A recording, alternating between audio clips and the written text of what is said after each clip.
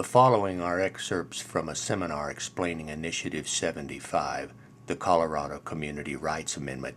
Initiative 75 asserts that people's rights are fundamental and superior to corporate rights. If enacted, it would enable local governments to define fundamental rights and prohibit activities that violate those rights. It would give local communities, to quote from the initiative, the power to enact local laws establishing, defining, altering, or eliminating the rights, powers, and duties of corporations and other business entities operating or seeking to operate in the community, end quote. It would bar the state of Colorado from forcing unwanted corporate projects into unwilling communities. This doesn't actually ban anything. Really what it does is that lever, that threat that constantly that communities are constantly either threatened with or hammered by, it removes preemption, right? So what it still relies upon is what? And I actually thought about this. It's like, well, because we're getting told all the time that this is going to ban all businesses in Colorado. And I said, well, how can we ban businesses under this? And really, in a nutshell, this is how it works. For one, if I had a business, if you wanted to ban my business under ballot initiative 75, I'll tell you how to do it. For one, my business has to be seen as a threat to your fundamental rights. Not as an individual, as a community, as a full community. And my offense to your fundamental rights has to be so profound that your community invokes a law to keep me out of your community, right? Now, communities can deny permits to all kinds of things. You know, they can deny permits to grow operations, to tattoo parlors, pawn shops. That's liquor stores. That happens all the time. But so not only would I have to be that offensive to your fundamental rights, not only would you have to write a law to keep me out of your community, but I would have to employ special corporate state privileges that said specifically, if a community ever messes with my business, I can overrun you. And that's the way you would have to ban my business.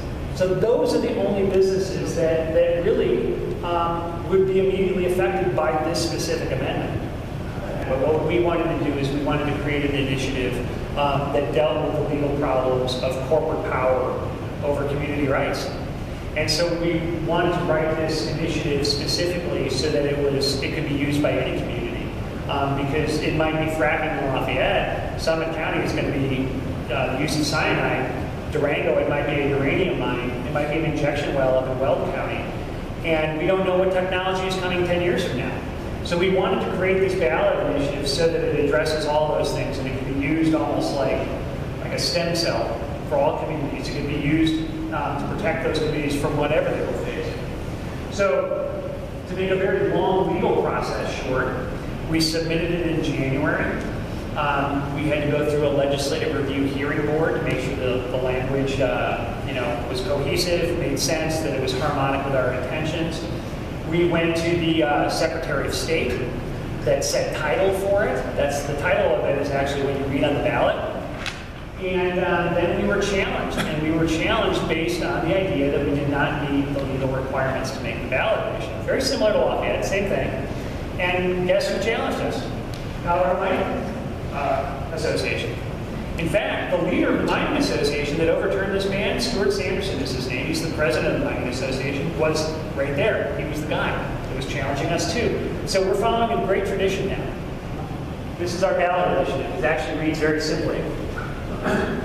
You've got two sections to it. This section basically says that all political power is vested in and derived from the people, and as all government of right originates from the people have an inherent and inalienable right to local self-government, including in each county, city, town, and other municipality.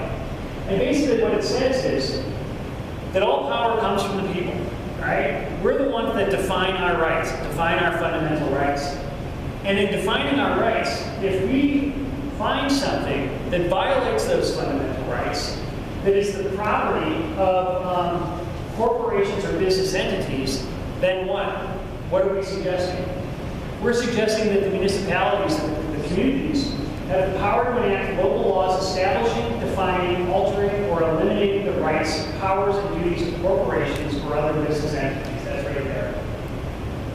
If they violate our fundamental rights, which is pretty powerful. Corporations don't like to hear limiting or eliminating the powers of corporations. It's just not kind of in their vocabulary. It kind of flies in the face of 150 years of American corporate development. So these are the powers here that it gives. On the bottom here, and I'm being kind of brief here, it says what are the limitations of these powers, right? So we can enact these against corporations or other business entities if they're violating our fundamental rights as we define them. Where's the limitation of that? It says that such local laws shall not restrict the fundamental rights of individuals, their communities, or nature secured by the Colorado or U.S. constitutions. And then such local laws shall not weaken protections for individuals, their communities, or nature provided by state, federal, or international law.